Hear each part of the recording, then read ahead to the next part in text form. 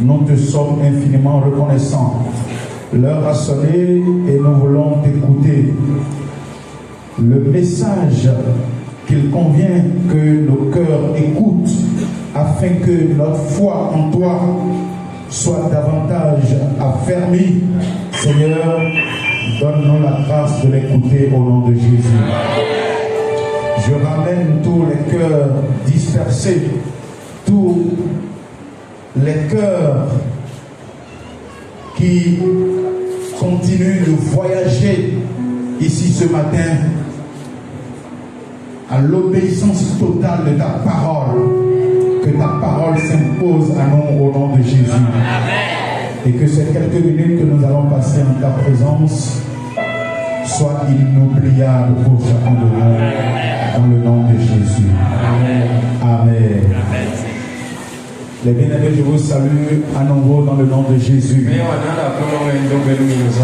Pour moi, la joie est toujours renouvelée de vous retrouver ensemble et au nombre dans la maison de Dieu. Je prie que cette grâce nous soit toujours renouvelée de la part du Seigneur jusqu'à la fin de l'année 2025 et en 2026 au nom de Jésus. Tu verras 2026 au nom de Jésus. Reçois la grâce de vivre 2026 avec moi au nom de Jésus. Amen. Amen. Nous allons lire rapidement deux petits passages et rentrer dans le message de ce jour. Le premier passage, c'est dans 1 Corinthiens chapitre 6, verset 18. Paul dit aux Corinthiens, fuyez l'impudicité. Quel autre péché qu'un homme commette, ce péché est hors du corps. Mais celui qui se livre à l'impudicité pêche contre son propre corps. Le deuxième passage se trouve toujours dans 1 Corinthiens, mais au chapitre 10. Le 14e verset. Il dit, c'est pourquoi, mes bien-aimés, fuyez l'idolâtrie. Amen. Mon message de ce matin est une injonction. C'est un ordre que le Seigneur est en train de donner à son peuple. Et je serais très content si tu peux rester éveillé jusqu'à la fin de ce message. Parce que je suis en train de remarquer que beaucoup s'assoupissent. Beaucoup sont en train de somnoler déjà. Je ne sais pas quelle mouche est en train de vous piquer. Je ne sais pas si c'est la mouche CC qui a piqué certaines personnes ce matin. Mais je vous ordonne de rester éveillés au nom de Jésus. C'est un ordre. Et ce n'est pas moi qui vous le donne. C'est le Seigneur que vous êtes venu adorer qui vous le donne. Et donc le thème que je voudrais considérer ce matin, disais-je, est un ordre. Et cet ordre, Paul l'a donné aux Corinthiens. Et ce matin, vous et moi sommes à l'image de ces Corinthiens qui ont besoin de marcher selon cet ordre divin donné à travers son serviteur. Ne résistez pas. Fuyez. Dis à ton voisin, ne résiste pas. Fuis. Dis encore à celui qui est de l'autre côté, ne résiste pas. Fuis. Dis à celui qui est derrière toi, mon frère, ma soeur, ne résiste pas. Fuis. C'est ce que Dieu te dit ce matin. Fuis. Dis-lui, fuis. C'est ce que Dieu nous demande de faire ce matin. Fuis. Répète après moi, fuis. Encore une fois, fuis. Fuis. Maintenant, regarde-le et dis-lui, mon frère, ma soeur, ce matin, moi, je ne vais pas résister. Je ne vais pas résister. Je vais fuir. Et plaise au ciel. Dieu m'accordera les pieds habiles pour fuir au nom de Jésus. Amen. Bien-aimé, tu dois fuir.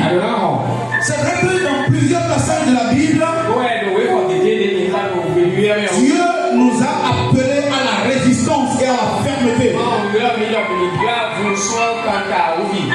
Dieu nous demande de résister au diable pour qu'il fuit loin de nous. Dieu nous demande de nous revertir de toutes les âmes spirituelles et de résister à l'ennemi pendant le mauvais jour. Mais ne vous y trompez pas. Il y a des moments où l'option n'est pas la résistance, mais c'est la fuite. C'est pourquoi au moment où Jésus était né, alors que l'enfant était encore petit, et où Hérode projetait de le faire mourir, alors que l'enfant était encore petit, tout petit, Jésus était encore tout petit, totalement faible, incapable de parler, incapable de résister à qui ou à quoi que ce soit. Bien qu'il soit Dieu, le Père a ordonné que l'on fuit avec Jésus. Cela démontre donc la suffisance que ce n'est pas toutes les fois que nous devons fuir, nous devons résister. Parfois résister peut se révéler dangereux.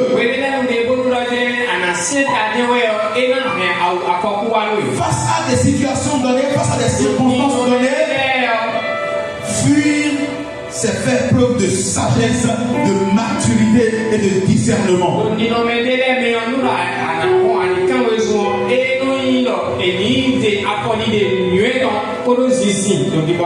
bien-aimés, face à certains dangers, face à certaines situations, entrer dans le combat Pour chercher à négocier. Chercher à démontrer qu'on est fort. C'est déjà perdre. Et en cette période de fin d'année, je déclare sur ta vie que tu ne perdras pas. Tu ne perdras pas au nom de Jésus. Ce n'est pas par hasard que Paul a répété par 2 fois cet ordre aux Corinthiens. Et il me plaît de nous rappeler le contexte dans lequel Paul a rédigé cette lettre à l'endroit des Corinthiens.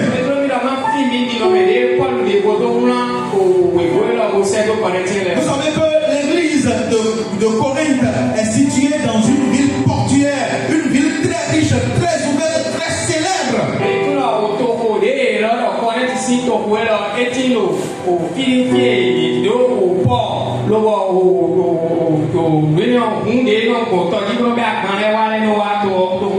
Donc c'est une ville où il y avait beaucoup de trafic, une ville de commerce, une ville commerciale où les gens possédaient beaucoup de richesses, les gens étaient aisés.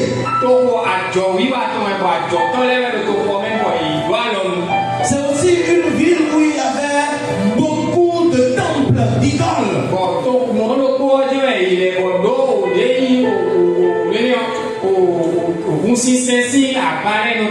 C'est une ville cosmopolite, une ville où résidaient des ressortissants de plusieurs nations.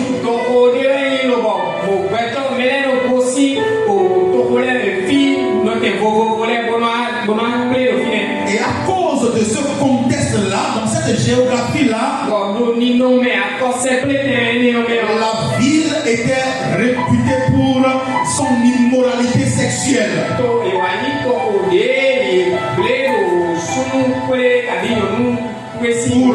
Pour son adultère, la prostitution, l'homosexuel. C'était une ville de désordre. J'allais dire, c'était la ville de tous les péchés. Je pense qu'il y a un état des États-Unis qu'on appelle la ville de tous les péchés. Je crois que c'est Las Vegas. Donc je pense, hein.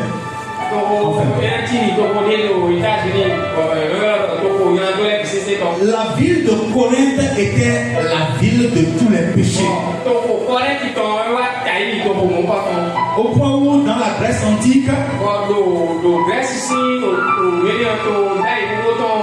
quand on veut dire que quelqu'un est en train de vivre dans l'immoralité,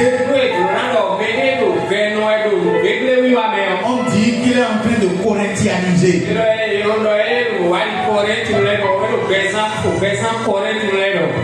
Mais ce matin, dans cette période de fin d'année,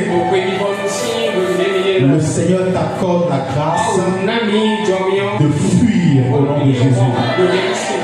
Paul a envoyé cette correspondance aux Corinthiens parce que dans ce temps, il y avait beaucoup de fidèles de l'église de Corinthe qui pensaient qu'on pouvait être chrétien et quand même continuer à tolérer un certain nombre de pratiques.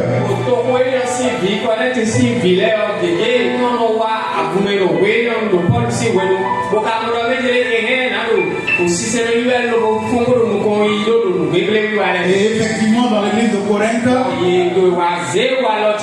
y avait eu beaucoup de désordre. C'était justement dans cette église qu'un frère avait couché avec la femme de son père.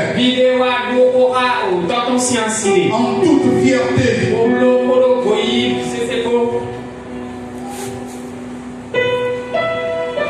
Paul a compris qu'il urgeait qu'il clarifie la situation afin que les véritables enfants de Dieu décident de fuir au lieu de chercher à résister. Eh bien, l'église de Corinthe a aujourd'hui un miroir pour notre époque. Parce que nous aussi, nous vivons aujourd'hui les mêmes réalités que vivaient les Corinthiens. L'abondance est de notre temps. Nous sommes au temps de la civilisation où les technologies ont évolué, où la connaissance est montée d'un cran. Nous avons découvert plein de choses que même les Corinthiens n'ont pas connues en leur temps.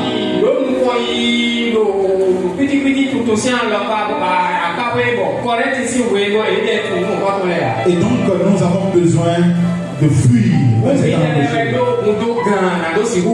Je voudrais attirer notre attention sur 5 à 6 choses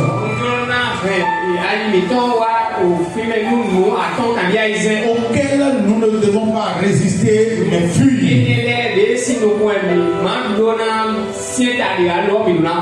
Bien-aimés, la période que nous traversons s'y prête. Quand nous venons en période de fin d'année, les choses les plus importantes auxquelles les chrétiens font attention, c'est les accidents, la mort.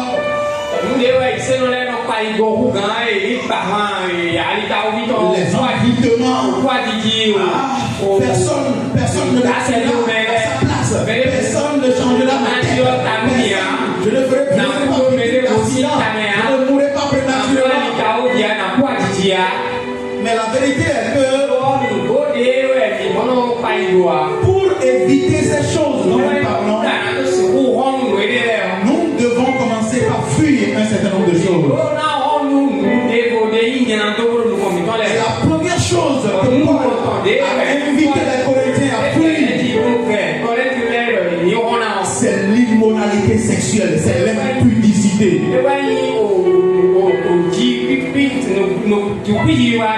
Les bien-aimés dans le Seigneur me charge de vous dire qu'en cette période de fin d'année, nous serons confrontés à beaucoup d'offres d'immoralité sexuelle.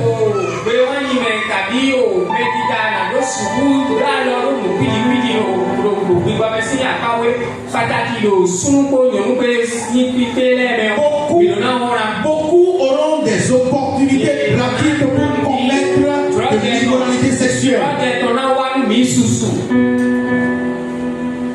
Il y a des frères qui s'amusaient à courir des filles depuis des années sans aucun résultat sérieux. Mais en cette période de fin d'année, ils n'auront plus besoin de parler. Ils n'auront plus besoin de déranger. Mais les femmes viendront toutes seules. Comme la femme de Potiphar avec Joseph.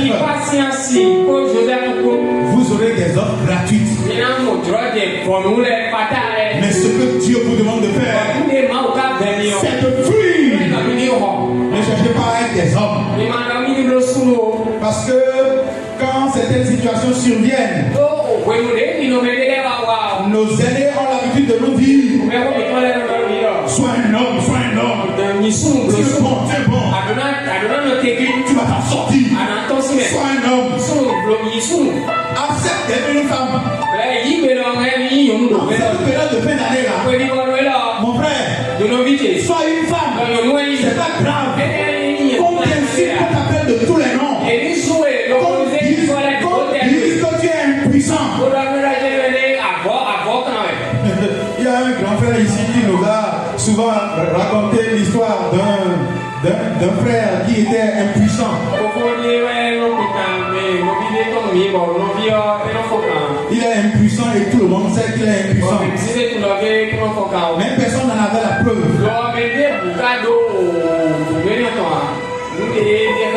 Et un jour, des gens se sont réunis et ont envoyé une femme pour dire: toi, va le tester et nous allons voir. Et comme la fille sait qu'il est véritablement impuissant, quand elle est convaincue de son impuissance, elle a accepté la proposition et elle est partie. Mais c'était mal connaître l'homme impuissant. Il est allé se faire tailler un bout de bois.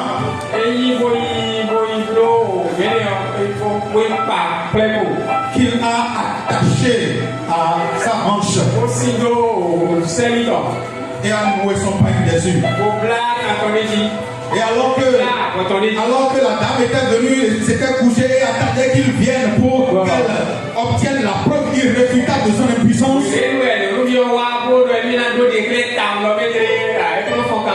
notre grand frère a commencé une prière. Il dit et maman, tu peux le dire en français. Quand on ne t'implore pas, c'est des choses que tu détruis. La dernière fois, quand tu as touché à une femme, elle était devenue sourde. La deuxième que tu as touchée était devenue folle. Oh, cette troisième, qu'est-ce qu'elle va devenir? Je t'en supplie, elle peut dire. Allez, on y va. Et il s'est tourné. Quand la dame a vu ce qui était sous le pain, elle a détalé. Elle est allée raconter à tout le monde. Il est puissant. Non, il est puissant. Il n'est pas puissant. Il a réussi le test. Mais j'ai envie de te dire ce matin, il y a des femmes qui savent même résister au plus puissant des phallus. Il y a des femmes qui raffolent des tiges les plus énormes.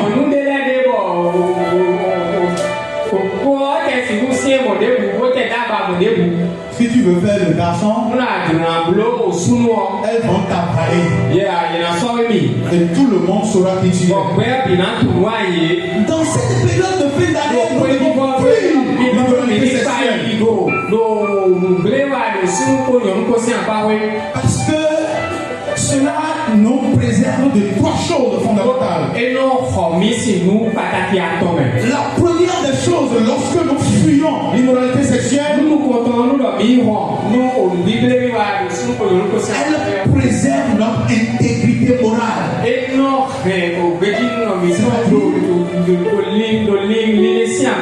Notre témoignage en tant qu'enfant de Dieu auprès des autres est préservé.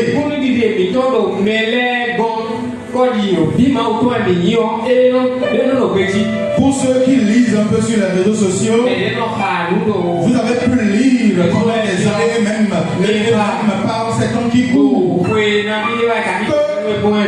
Beaucoup d'hommes politiques qui étaient pressentis pour occuper des postes très honorables dans leur pays ont été bloqués parce que des phases de leur vie d'immoralité sexuelle passée ont été révélées.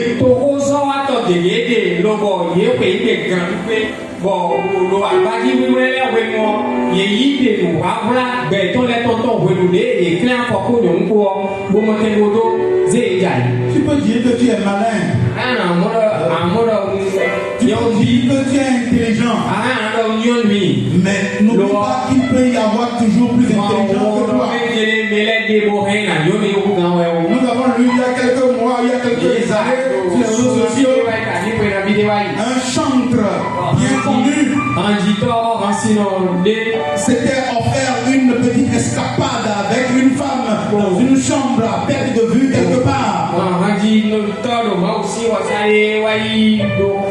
Mais il ignorait totalement que la femme avait préparé, avait mis en place une caméra cachée pour se protéger, pour pouvoir prouver jamais elle le disait et qu'elle contestait.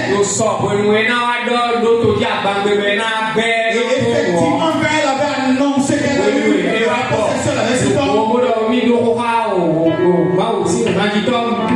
il a dit jamais. Jamais, c'est pas possible. Mais quand la vidéo est sortie, il s'est tué en même temps. Cela a détruit des foyers. Cela a détruit des destinées. Nous devons fuir l'immoralité sexuelle. Parce que ce n'est à personne d'autre que ça fait du mal. C'est à nous-mêmes que ça fait du mal. La deuxième chose dont la fuite de l'immoralité sexuelle nous préserve, c'est que cela protège notre appel. Dieu nous a appelés chacun de nous à un objectif bien précis. Personne parmi nous n'est venu dans ce monde inutilement. Personne parmi nous n'est venu dans ce monde par hasard. Nous sommes venus investis d'une mission bien précise. Et si vous ne savez pas faire, si nous ne savons pas nous y prendre, nous passerons à côté de notre appel. Samson est passé à côté de son appel. Mais Joseph a tenu bon. C'est à toi de choisir. C'est à toi de choisir de reconnaître et accomplir ta mission. Ou de préférer l'immoralité sexuelle à l'accomplissement de ta destinée. Et si tu peux résister, si tu peux résister, cela permettra, la troisième chose, que le chemin de l'accomplissement de l'appel de Dieu dans ta vie soit ouvert.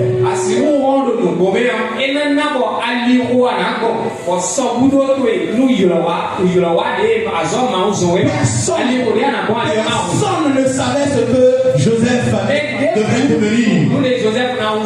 Bien qu'il soit tout le temps en train de le répéter à ses frères. Personne ne pouvait y croire. Quand il était au fond de la prison, même s'il continuait peut-être à partager sa vision avec ses co-prisonniers, personne ne pouvait imaginer à quoi Dieu l'a prédestiné. Mais le jour où il a fui devant la porte de Pharaon, une porte s'est ouverte. Je vois une porte qui s'ouvre pour quelqu'un. En cette période de fin d'année, une élévation t'attend. Une bénédiction exceptionnelle t'attend. Une distinction t'attend. Mais tu dois fuir. Tu dois fuir. Beaucoup ont eu des propositions venant de la femme, de leur patron, du mari, de leur patron, de leur patronne. Et se sont dit que c'est une opportunité pour être élevé.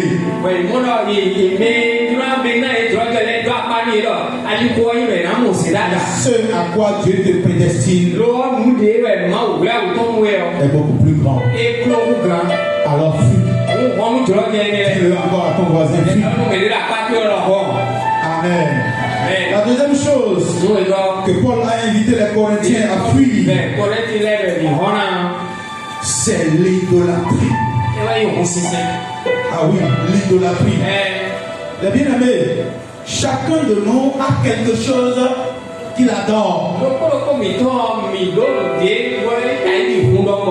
Nous avons même l'habitude de le dire, même dans nos langages. J'adore ça.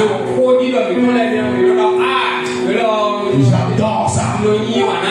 J'adore ce monsieur. J'adore cette dame. J'adore telle chose. J'adore telle chose. Ce qui voudrait dire que l'idolâtrie n'est pas forcément une affaire d'image taillée.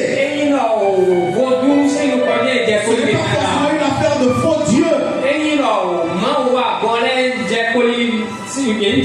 Mais c'est une affaire de toute chose qui peut prendre la place de Dieu dans notre vie.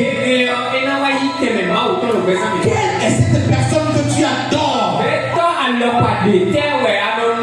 Au point d'être prêt à tout.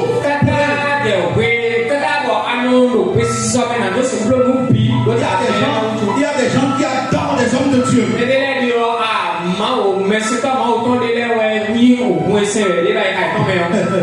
Pas plus tard qu'il y a quelques jours, Dieu a révélé à une sœur parmi nous une situation bizarre, mais que j'ai beaucoup prise au sérieux. La sœur a dit qu'elle a rêvé et qu'elle nous a vu en plein culte un dimanche. Elle ne sait pas ce qui s'est passé. Et je suis venu devant. J'ai dit que toutes les sœurs dans l'église se déshabillent. Et bizarrement, toutes se sont déshabillées, sauf elle.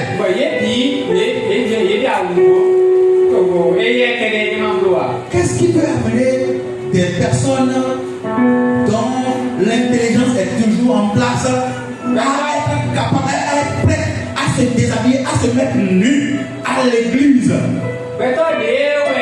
Parce qu'un pasteur a parlé.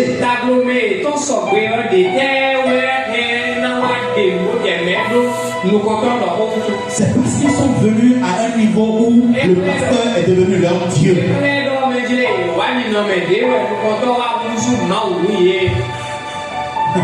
Et si je dois devenir une idole pour vous un jour,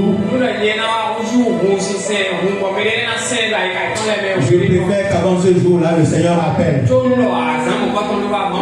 Et nous avons déjà vu plusieurs fois sur les réseaux sociaux des églises où le pasteur rase le sexe des femmes.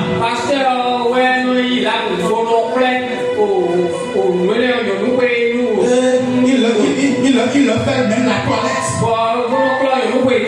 Et leur donne l'onction. Alléluia. La bien-aimée, c'est ce qui arrive quand vous n'avez pas l'intelligence de fuir pendant qu'il est encore temps. Il y a des signes qui ne tombent pas. Quand on va dire certaines choses, quand on va faire certaines choses, il y a deux paroles qui sont louches. Ce que vous avez à faire, ce n'est pas de rester là à parler en langue, c'est de fuir. Il y a certains frères qui ont fui certaines paroles de notre église. Parce que ce qui a commencé par s'y passer n'était plus du tout bon. On les a traités de tous les noms, mais la fin a démontré qu'ils avaient raison. Mon frère, ma soeur, quand la ligne rouge est franchie, il faut fuir. C'est vrai que nous avons les bonnes choses. Personne ne déteste les bonnes choses. Mais certaines bonnes choses qui donnent l'impression que tu es en train de vendre ton âme. Il faut les fuir. Quand on évolue dans la société jusqu'à atteindre des niveaux donnés, parfois on n'a plus le courage de dire non. Parce que tu es déjà allé trop loin. Et tu te dis non. Non, à ce niveau maintenant je ne peux plus dire non. Je ne peux plus dire non. C'est pourquoi parfois nous surprenons de grandes personnalités de notre monde à avoir des comportements à la limite de con. Et on se dit mais comment un intellectuel comme ça, comment une personnalité comme ça a pu se comporter comme ça?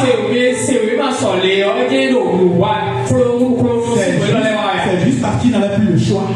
Il s'agit d'aller trop loin. Ne va pas loin, mon frère. Ne va pas loin dans l'idolâtrie. Que les choses que tu aimes ne l'emportent pas sur la place de Dieu dans ton cœur. La seule chose que tu as fait, c'est de fuir. Troisième chose. 2 Timothée 2, 22. Paul est en train de parler à son fils légitime dans la foi, Timothée. Il dit les passions de la jeunesse. Fuis les passions de la jeunesse.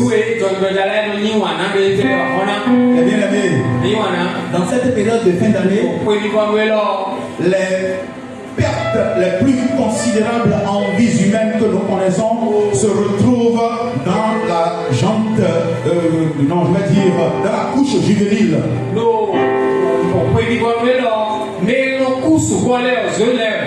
Pourquoi? Parce qu'ils sont passionnés. Certaines choses qu'ils n'ont jamais faites de leur vie, ils veulent les essayer en fin d'année. Ils veulent rentrer dans la nouvelle année moins bête. Ils veulent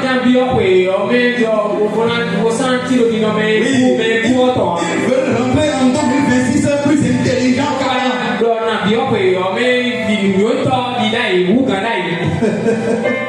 Il n'est jamais allé à la piscine. Il n'est jamais allé à la plage. Mais comme c'est la fin d'année, et comme tout le monde est en train d'aller à la plage, lui aussi il court avec ses amis. Et il va à la plage. Au moment où les autres ont envie de mettre les pieds dans l'eau, lui met la tête. Parce qu'il voit les gens sauter dans la mer à la télé. La passion de la jeunesse. Et il plonge une fois. Et l'eau le rejette. Et il dit à ses amis, je suis fort. Je suis le meilleur. Il plonge une deuxième fois. L'eau le renvoie. Mais je flotte. Qu'est-ce que je suis léger? Et il plonge la troisième fois. Et il ne revient jamais. Bien aimé, tu risques de ne plus jamais revenir.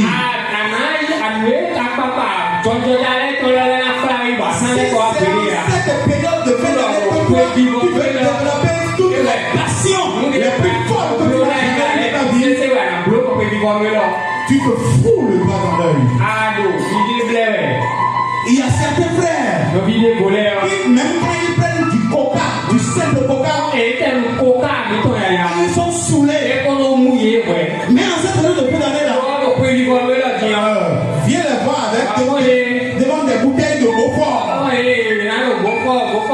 Je suis pauvre et je suis fort. Alléluia. Je suis pauvre, je suis fort. Je vais encore. Je vais uriner, je vais pisser. C'est là qu'ils vont finir avec ta vie.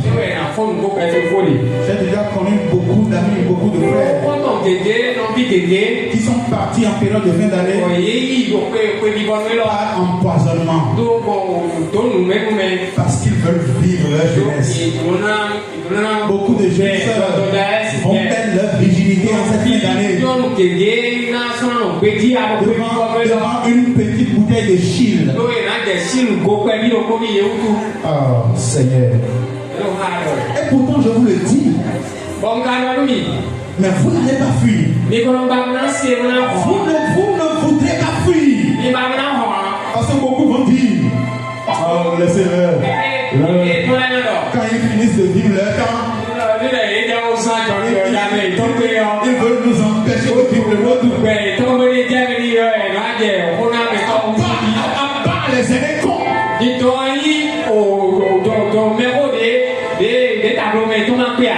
Mais ton cul rendra témoignage. Et tes entrailles porteront la preuve de ta bêtise. Fuis. Vraiment, ma chérie, vraiment, tu es jolie là. Quand je te vois, j'ai envie de dépenser là. Tu suscites des envies de dépenses sans mesure dans mon cœur. J'ai envie de changer ta vie. Et regarde celui qui dit, celui qui veut changer ta vie là. Tu le regardes toi-même. Si toi-même tu n'es pas malade, si ton intelligence n'a pas été obscurci par l'ennemi, tu devrais facilement reconnaître que c'est un piège. La personne n'est pas portée de caleçon, c'est un chiffon qu'elle a porté. C'est elle qui veut changer ta vie. Et tout ce qui brille n'est pas de l'or. Aujourd'hui, les gars sont capables de tout pour séduire. Certains sont en train de cotiser ce qu'ils vont utiliser pour faire tomber des vies. Depuis 2 ans, ils sont en train de cotiser.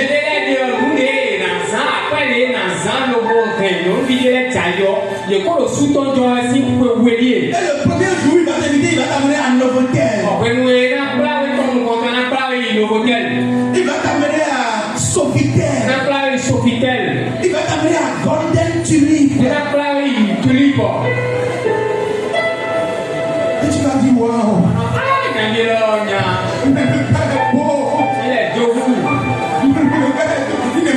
Il est suspendu. Le gars est suspendu. Si je m'accroche à lui, j'irai là-haut. Mais ce n'est plus pas Jésus qui ira là-haut. Il est suspendu. Il s'agit d'échelle pour aller là-haut.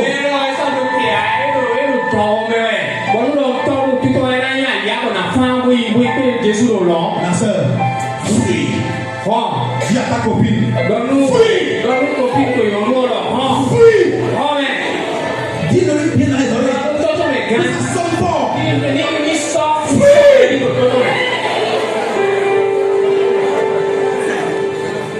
Il y a depuis 2 semaines en Côte d'Ivoire, il y a eu 2 petites filles d'à peine 15 ans qui ont disparu. La mère de l'une d'entre elles est une chante de l'Éternel. Et elle est montée au créneau. Elle a commencé par alarmer tout le peuple. Ils ont kidnappé ma fille. Quelques jours après, on a fini par apprendre que la fille n'a pas été kidnappée.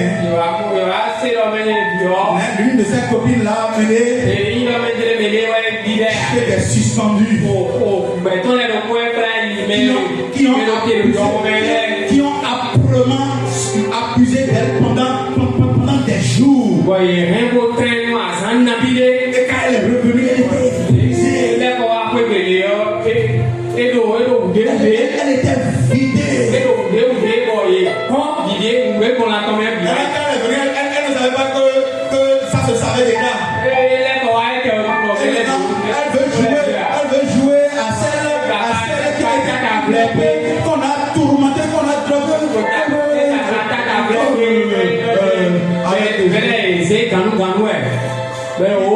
15 ans. Vous êtes là trop âgé. Fouillez. Si un tonton de sa voiture vous appelle, ma chérie, viens, il faut fuir. Sang de Jésus. Il faut fuir. Sinon vous allez servir dans les sacrifices. 4e chose. Aujourd'hui, je vais abuser un peu du temps, mais nous allons sortir avant 11 heures. 1 Timothée 6, 9 à 11. Fuyez l'amour de l'argent. L'amour de l'argent. L'amour de l'argent. Ça fait tomber des pièges. D'où on a du mal à sortir. Vous devez revoir votre rapport avec l'argent. Nous avons tous besoin d'argent. Nous en avons sincèrement besoin. Mais l'argent ne doit jamais devenir notre maître. Non. Et vous devez apprendre à vos enfants de ne pas voir de l'argent comme chemin et d'avoir l'habitude de prendre. Ce que tu n'as pas déposé quelque part là. Quand tu trouves, qu'est-ce qu'il faut faire? Qu'est-ce qu'il faut faire? Ah, désolé, qu'est-ce qu'il faut faire? Qu'est-ce qu'il faut faire? Il y en a qui trouvent même l'argent à l'église et prennent. Je vous assure. Ils trouvent l'argent à l'église et ils prennent.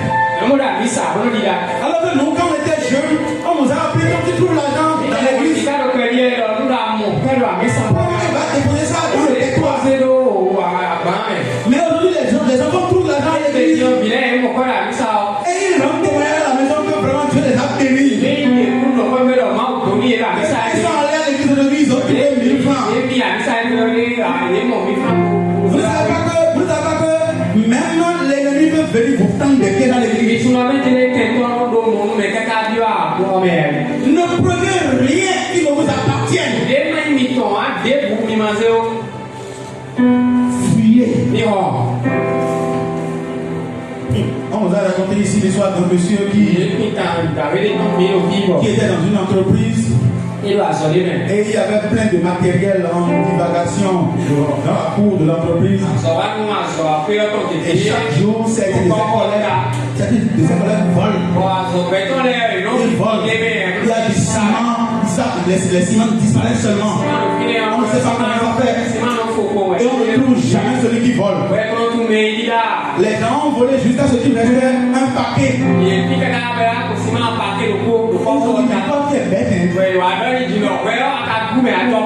La chose est à la disposition de tout le monde prend. Mais toi, tu n'as pas besoin de ciment. Mais prends, non? Bon, est-ce qu'il sera le seul différent parmi eux? Le jour où il est allé prendre, c'est le jour là où on est venu le surprendre. Et c'est lui qui a été tenu responsable de tous les vols.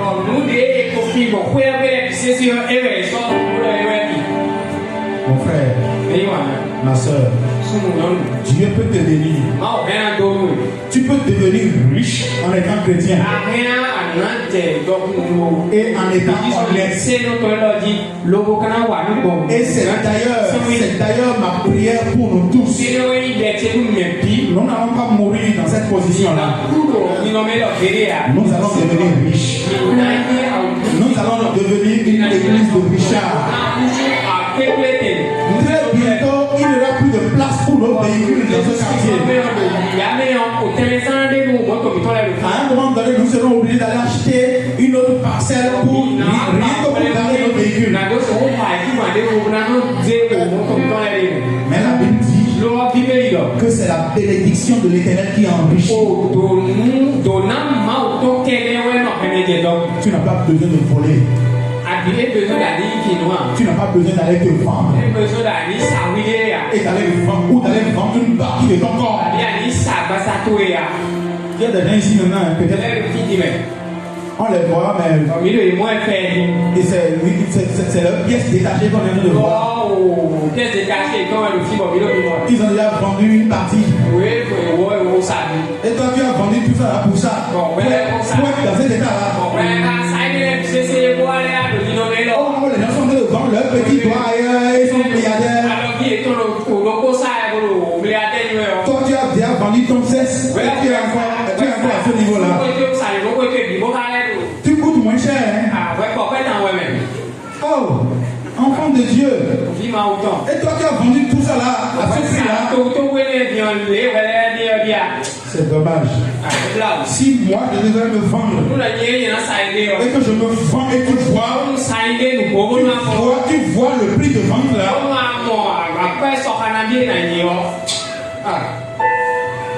fuis. Avant-dernière chose que nous devons fuir, ce sont les discussions et les disputes inutiles ou vaines.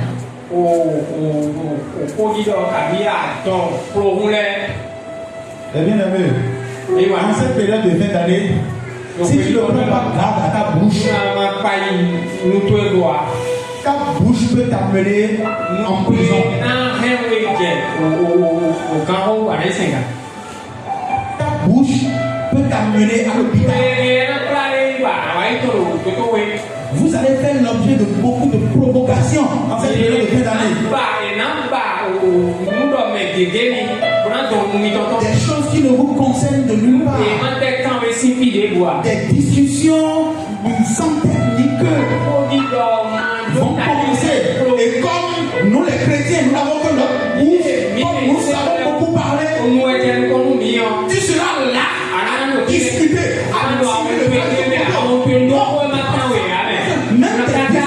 même des discussions à propos de la parole de Dieu, il faut laisser.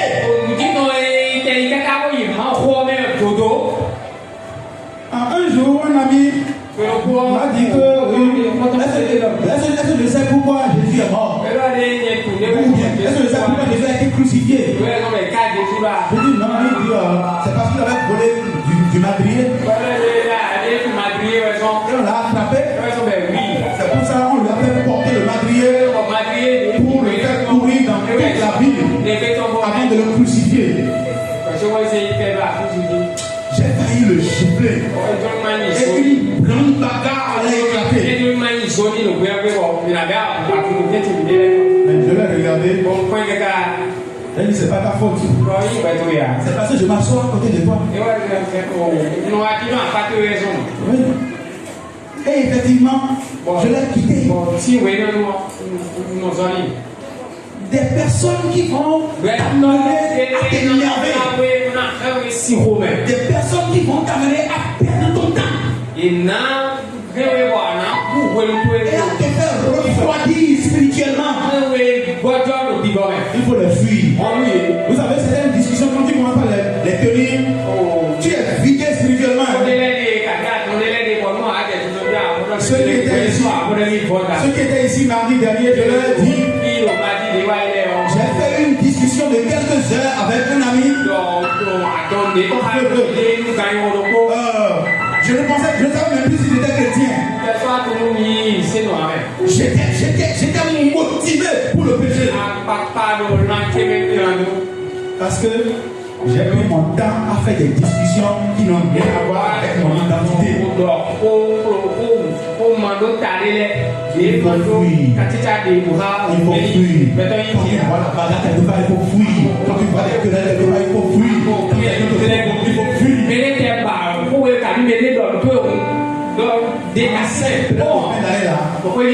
Que les gens se moquent de nous. Ils nous appellent des fuyards. Ils nous appellent des poltrons. C'est pas grave. Ils vont dire que vous êtes à l'image de votre pasteur. Il est trop bête. Un gros porc fuyard. Un gros porc fuyard. On dit, c'est pas grave, c'est moi. C'est pas grave.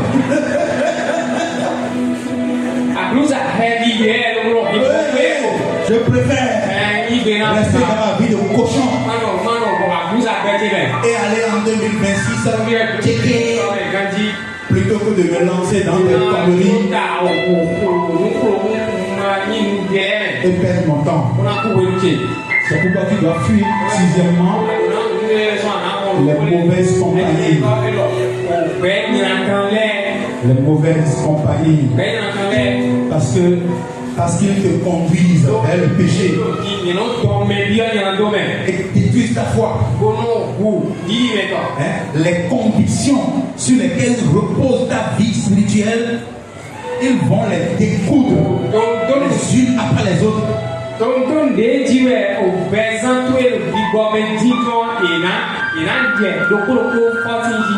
un moment donné, tu commences même pas à douter de ta foi chrétienne, de la base même de ta foi. Je sais qu'il y a des gens ici qui se demandent si, à un moment donné, si Jésus existe vraiment, ou bien si Jésus n'était pas vraiment, n'était pas une fable, juste une histoire qu'on a racontée.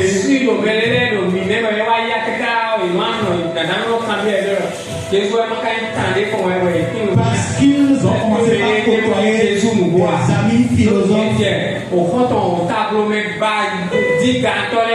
des amis qui développent des théories d'un autre monde.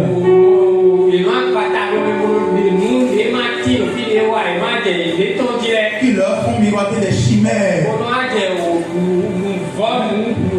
Qui leur font voyager dans un monde imaginaire. Il faut les fuir. Il faut les fuir. Il faut les fuir. Mais ce que tu ne dois pas fuir,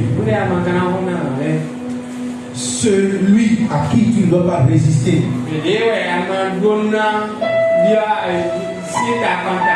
c'est l'Esprit de Dieu. C'est le Seigneur Jésus. Hébreux chapitre 3, verset 7 à 8 dit quoi?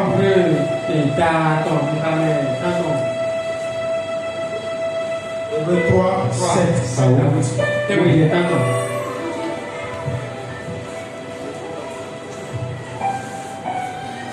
C'est pourquoi, selon ce que dit le Saint-Esprit aujourd'hui, si vous entendez sa voix, n'endurcissez pas vos cœurs comme lors de la révolte, le jour de la tentation dans le désert.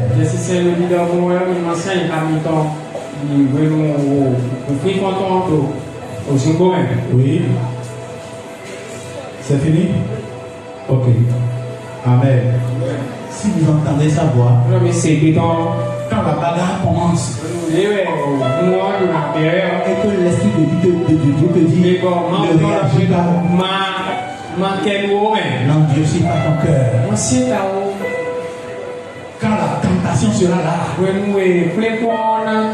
et que l'Esprit va te dire, ne prends pas, ne prends pas, ne prends pas, n'endurcis pas ton cœur.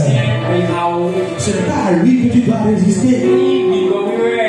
Ce n'est pas lui que tu dois fuir. Mais au contraire, tu dois l'écouter. Parce que c'est lui qui te rend sage et intelligent. C'est lui qui te fait parler de la manière dont il le faut au moment où il le faut. C'est lui qui te dévoile les secrets de l'ennemi.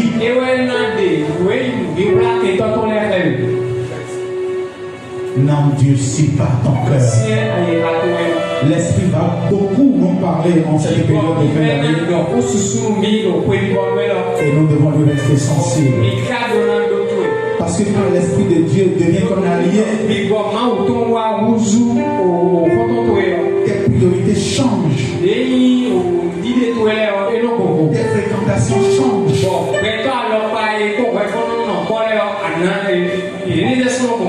Tu n'es plus porté vers les choses qui peuvent te détruire.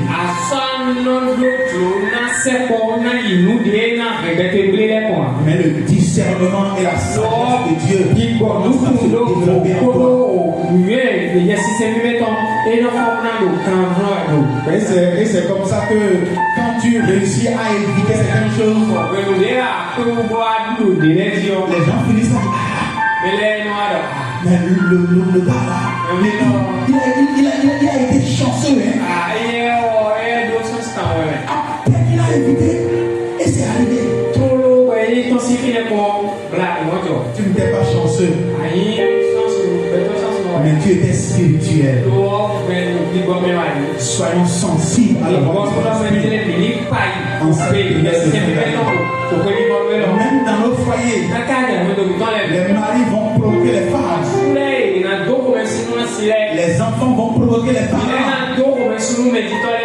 Ne vous laissez pas emporter. Sinon vous allez proférer des malédictions. Vous allez donner des coups et blessures mortelles. N'était-ce pas une chrétienne qui, il y a 2 ou 3 ans, avait sémé un coup à son mari et il était mort? Non, de nous ici, non. Une chrétienne, parce qu'elle s'était fâchée. Elle a envoyé un coup. Et net, il est parti. Un coup de comment vous appelez, mortier ou bien pilon, c'est pilon vous appelez, non? Le pilon, c'est ça qu'elle a utilisé, non? Ah, c'était une hache. Voilà. C'était une chrétienne. Une autre l'a fait à Vedokor, Jésus-même. Son mari était un couleur de jupon. Et elle l'a surpris dans cette affaire. La nuit, elle s'est énervée. Elle a pris le couteau. Elle a dit, c'est ça, c'est pas ça que tu as le matériel que tu utilises pour maintenant la vie impossible, non? Le mari, vous savez que nous, quand on dort profondément, quand on dort bien, on est debout. Elle a coupé. Et quand le mari a commencé, quand le sang a commencé par gicler, et que le mari agonisait, les ses yeux se sont ouverts. Elle est sortie dans la rue. Venez me sauver. J'ai tué mon mari. Est-ce qu'elle est sûre que l'esprit ne lui avait pas dit ne fais pas. Mais elle a endurci son cœur. Cette fin d'année n'endurcis pas ton cœur. Ça peut être mortel. Que le Seigneur nous bénisse.